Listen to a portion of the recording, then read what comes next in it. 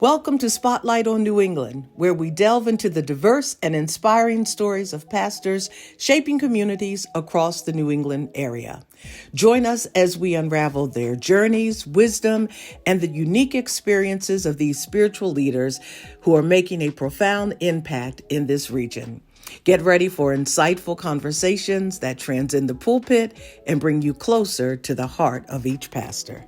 Good afternoon. We are with the Reverend Dr. George Walters Sleyon, pastor of Peoples African Methodist Episcopal Church in Chelsea, Massachusetts.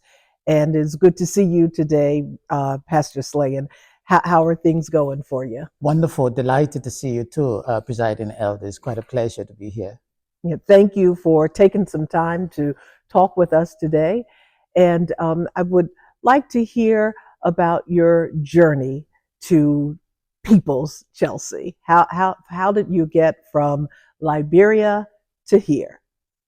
And it's a weaving journey. Right. Mm-hmm. Well, I was born in Liberia, and my mom's a minister, a Methodist minister. So I grew up in the Methodist church and grew up in boarding schools as well, and did my undergrad in Ghana, and then came to the States. My family wanted me to come here, so I came to the States in the latter part of the 1990s, and went to BU, did my first and second masters, and but during that time, I was pastoring churches in the United Methodist Church, the New England Annual Conference, and then I shifted to the A.M.E. And became a part of the A.M.E. But then I was assigned to Grant A.M.E. And from Grant A.M.E., well, I was first assigned to Bethel A.M.E. and then assigned to Grant A.M.E. To be apprenticed by Dr. Johnson. And then thereafter, went back to Bethel, and then I was given the position, the appointment I was ordained, and then given the appointment to be pastor of Peoples A.M.E. Chelsea. Mm-hmm. How did you make the move from the United Methodist to the A.M.E. Church? What inspired that? So first of all, I saw a level of similarity as Methodists. Furthermore, but what was very particular about the A.M.E. Church that I was attracted to was its social justice message, its history, and the emphasis on its Wesleyan interpretation that was quite unique. And the fact that I was largely very much accepted, by ministers in the A.M.E. Church, and who encouraged me. It isn't that I wasn't encouraged in the United Methodist Church, but I saw a kind of affinity, a kind of recognition of what I brought to the table. Yes, which was quite delightful. I was quite excited about it.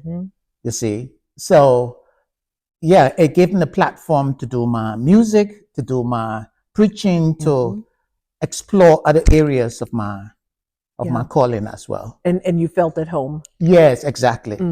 Yes. Yeah. During your time at as an intern at Grant, I believe you had gone to Scotland. Was that between Grant and Boston? If you'd share a little. Exactly. Bit. So when I was at BU, I was in the THD program, the Doctor of Theology program. I had completed almost everything in the Doctor of Theology program. And there was a little bit of interest in my research. Okay, I needed to work with someone who largely had a background. So a long story short, I applied to the University of Edinburgh in Scotland. And the thing about it is that when you apply to the PhD program, you have to have someone who is interested in your work. So I went online, saw this professor, and emailed him and explain my focus. At the time, I was working on mass incarceration, race in the penal system of the U.S. And so when I explained everything to him, he said, "Oh, uh, I'll be delighted to have you because, as a matter of fact, I'm reading one of the books of the most prominent criminologist in the UK." So he said, "Go right ahead, submit your application." So I did. It didn't take less than 2 months. I was accepted, and so I went to Scotland 2015 February. Yeah. Yeah. in between. And since then, you've authored at least 3 books related to the penal system and prison chaplains. Yes. So over the years, I wrote my first book in 2000 and 2000, I think 2090, 290. Oh, no, 2000 and sorry, 2009. That's when I wrote the first book, Locked Up and Locked Down: Multitude Lingers in Limbo. I wrote that book and then started a nonprofit organization called the Center for Church and Prison. At the time, I was at BU, and which raised the whole issue about mass incarceration. In the book, I refer to it as mass Black incarceration. And to the extent in 2009, people were like, in fact, someone challenged me and they said, "You are lying. Black people are not extremely incarcerated as you have argued in your book." But then later on, they began to see the statistics and people began to believe it. And then Michelle Alexander's book came on, and that got a lot of prominence. And in fact, we invited her to Boston for one of our conferences. Well, that was just the beginning. People began to adapt some of the models because my organization was looking at the intersection of religion, mass incarceration, race, and the need for strategic intervention in the U.S. penal system. You see, because looking at the collateral impact of mass incarceration in the Black communities and urban communities. Yeah. And are you still affiliated with that organization? Yes, I run that organization. So since then, I've written 2 other books and 3 other books. The other one is God in the Name of Jesus Christ. The other one, Prison Chaplains on the Beat, talks about the best practices in prison chaplaincy from an international perspective, US and UK. And I've written a book of poetry, Nuggets from the Night. But I'm still focused on that organization in another way now, in producing resources.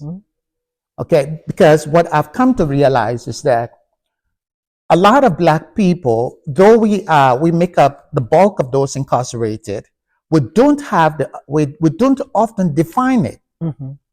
Our stories have been taken by other people, you see, and they become authorities on our stories. So I looked at that in the early phase of my work. I realized, look, I have to shift for a while to producing resources. And that's why I started to do a lot of research on this to write books. Right. And so I have a 2-volume work that is coming out, and I may talk about it later on. But that's the focus. We need to educate. Right. You see, because other people are taking our stories, making money out of it, doing a lot of things. But then the bulk of the people who are incarcerated in the US and the UK are Black people, but Black people are not defining it. You see? Got it. So my focus is to make an argument that we should tell our story the way we have experienced mass incarceration or mass Black incarceration. Do you find similarities between what's happening in the UK and here in the United States? Oh, obviously. The UK, so take for instance, Blacks in the UK, totally, Blacks are less than 6% of the population, but they are over 12% of the prison population, disproportionately incarcerated. Yes. You see, and it's the same thing here in the United States. Blacks are less than 15% of the general population, but make up over 60% of the correctional population of the United States. So the question then is, how can we begin to define this as as those people that have experienced this kind of incarceration, this rate of I mean, you can call it depression, oppression, segregation, separation. I mean, you can call it, but that's what it is. Yeah. Was there something that that led you in this direction of research? Yes, briefly. So I had no clue about this. In 2007, I've written about it in one of my books, Locked Up and Locked Down. In 2007, I was in a philosophy class. We were looking at Hegel, a German philosopher, element of the philosophy of right. And we came across his position on crime and punishment. Hegel believes, he has this notion that crime is infinite injury. Just think about that. Crime is infinite injury. Because he says that once you commit a crime, you are eventually a criminal. For everlasting life, you are a criminal. He does not take into consideration any notion of rehabilitation or second chance. So when I read that, I said, but he doesn't even take into consideration mitigating factors like race, poverty. No. And so something, leapt up within me, and I began to do research just simply to debunk Hegel. I was going to say to disprove his theory. Exactly. And so the summer of 2007, I just spent that whole summer writing, researching. And when the fall came, I had this whole volume, about 300 pages. I gave it to one of my professors to read it. I said, look, this is what I've been doing. I want to publish it. He read it. He said, oh, George, this is just a thesis. It's not a book at all. It's not a book, George. No. So I put it down. And then I had an invitation that same year, 2007, to go to Syracuse University. When I went to Syracuse University in Syracuse to do some work, I had this invitation to go to Toledo in Ohio to present. And at that time, I had my music as well to go and talk about some of the work I was doing. I got on the bus, sitting on the bus, 2 Border Patrol officers in Rochester, New York, came over and said, you are illegal and you've gone to Canada and Mexico, we're going to arrest you. I said, no, I've never been to Canada and Mexico.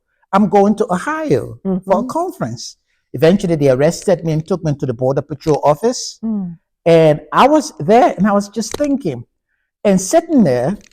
For some reason, it's like, I was like, so Lord, what's happening? I thought I was at the height of my career. Yes. And then it's like, I heard the person say, remember you've been doing a research on this?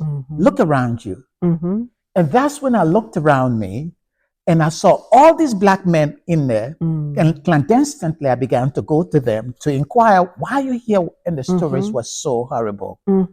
And so, did that inspire Locked Up? And yes, because I already had Locked Up. So I was there for about 5 days. The United Methodist Church, they put a bond of $10,000 on me.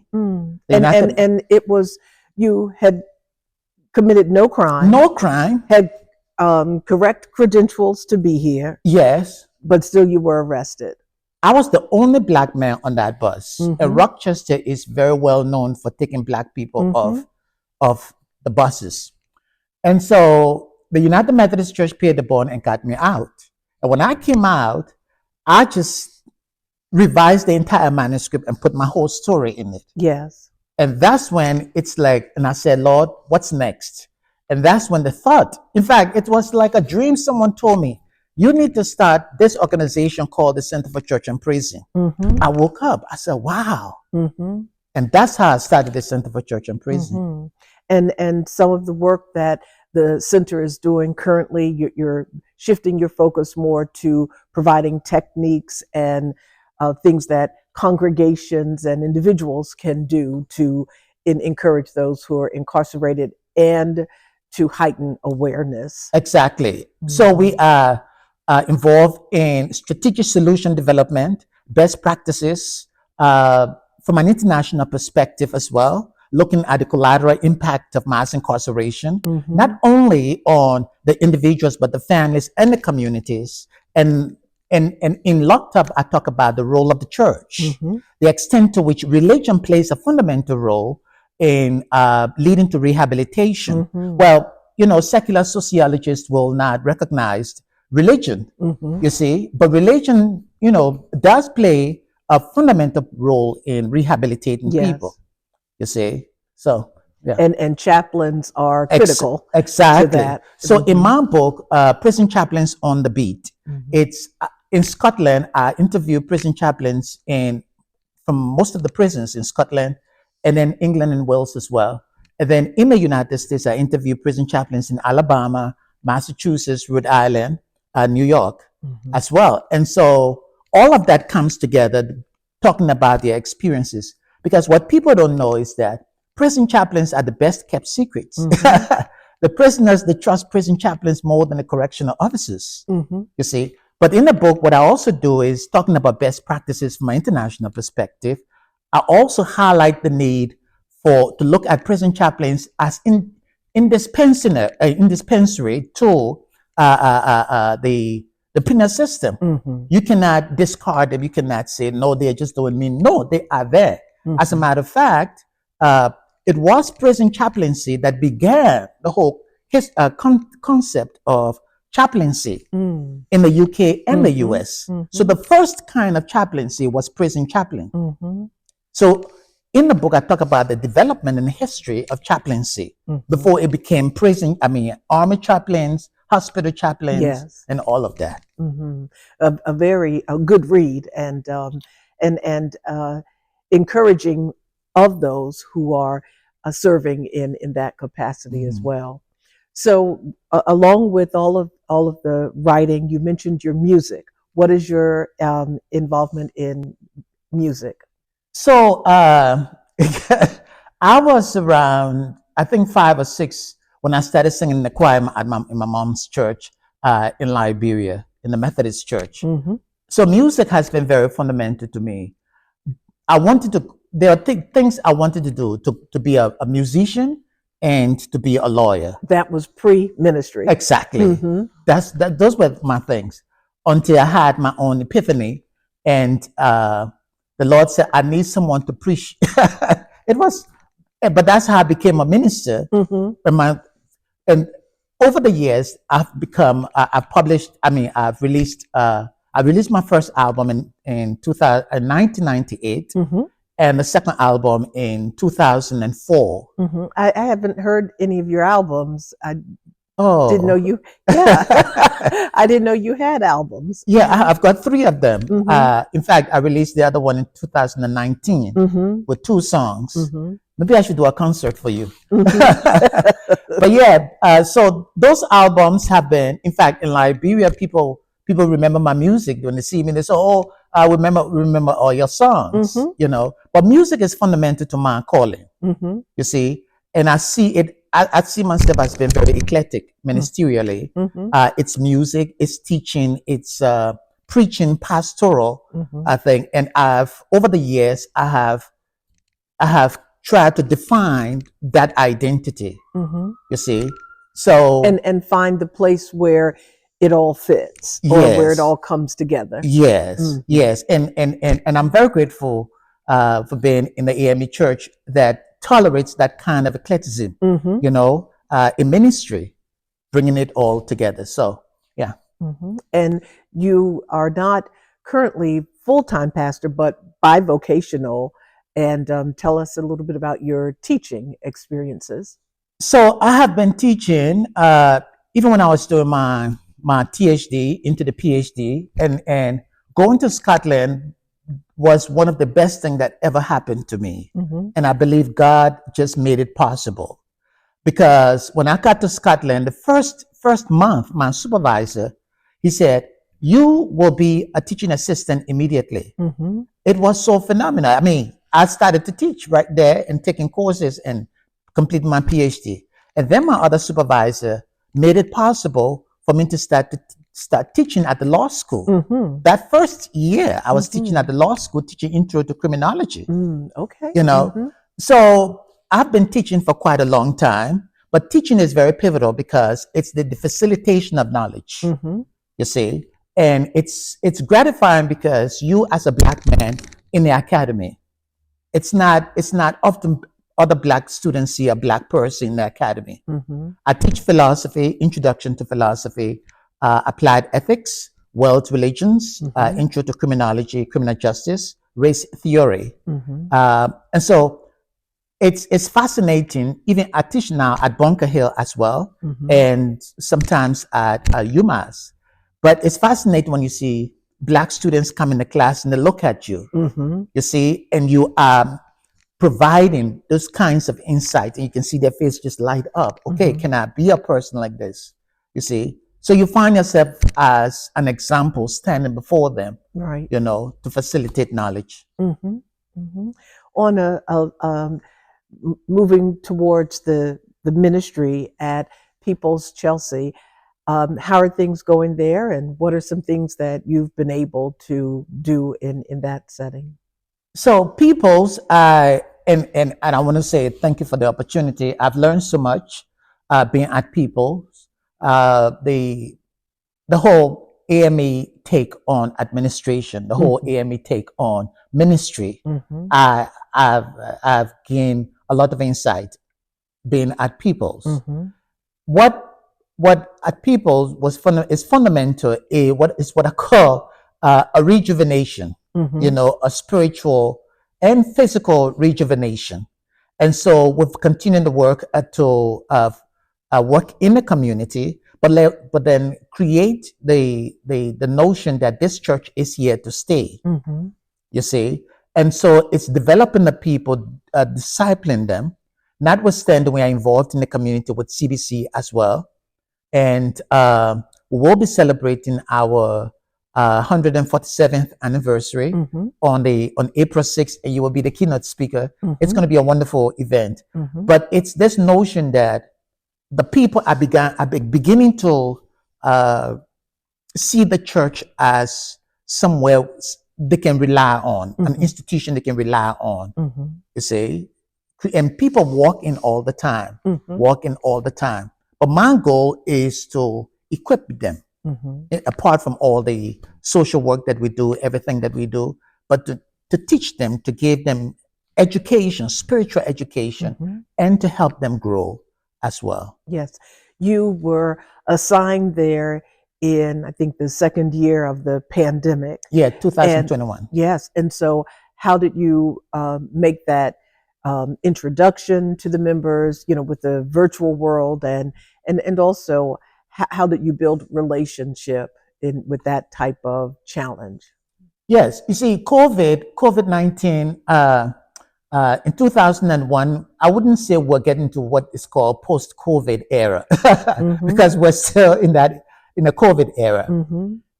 First of all, everything was online. Most churches, they had been online, you know, predominantly, and so getting people to one extent. There's a whole generation that feels that online is too. Yes.